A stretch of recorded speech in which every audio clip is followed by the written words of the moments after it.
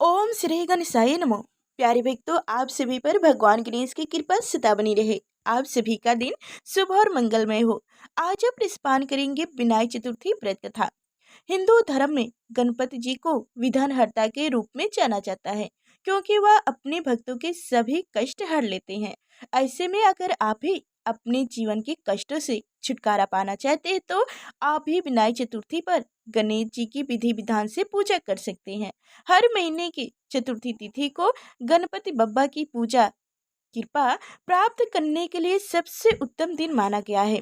अगर आप भी विनायक चतुर्थी के दिन पूजा के दौरान विशेष पूजा विधि विधान से पूजा कर सकते हैं तो आपको दुगना फल की प्राप्ति हो सकती है।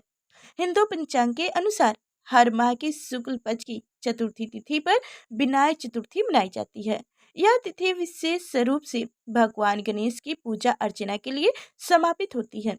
ऐसी मान्यता है कि जो व्यक्ति विनायक चतुर्थी का व्रत करता है उस पर हमेशा बब्बा की कृपा बनी रहती है। ऐसे में बैसाख में आने वाली विनायक चतुर्थी पर किन मंत्रों और पूजा के दौरान गणेश जी को प्रसन्न करने के लिए भगवान विनायक चतुर्थी व्रत की कथा सुनी जाती है और मंत्रों का जप किया जाता है, तो चलिए पहले रसपान कीजिए विनायक चतुर्थी व्रत कथा, उसके बाद से मंत्र भी बताएंगे।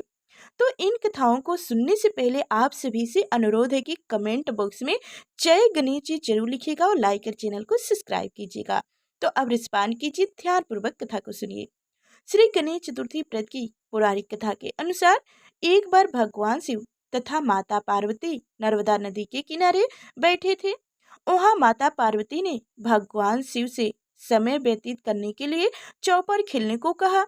शिव चौपर खेलने के लिए तैयार हो गए, परंतु इस खेल में हार जीत का फैसला कौन करेगा, यह प्रश्न उनके समक्ष उठा तो भगवान शिव ने कुछ तिनके एकत्रित कर उसका एक पुतला बनाकर उसकी प्राण प्रतिष्ठित कर दी और पुतले से कहा, बेटा, हम चौपर खेलना चाहते हैं, परंतु हमारी हार जीत का फैसला करने वाला कोई नहीं है, इसलिए तुम बताना कि हम दोनों में से कौन हारा और कौन जीता।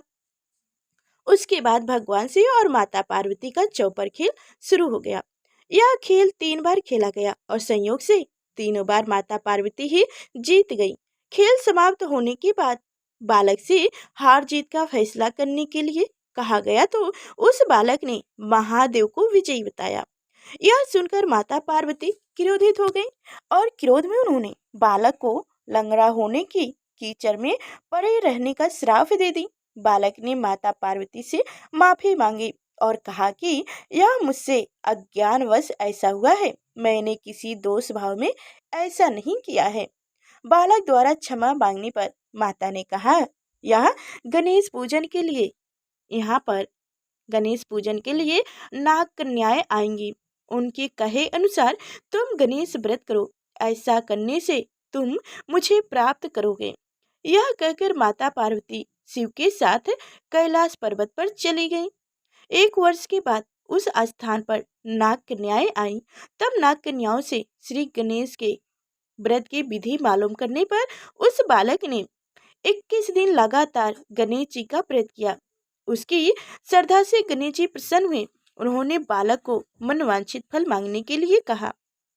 उस पर उस बालक ने कहा, हे विनायक, मुझ में इतनी शक्ति दीजिए कि मैं अपने पैरों से चलकर अपने माता पिता के साथ कैलाश पर्वत पर पहुंच सकूं और वो यह देखकर प्रसन्न हो जाएं। तब बालक को वरदान देकर श्री गणेश जी अंतर्ध्यान हो गए।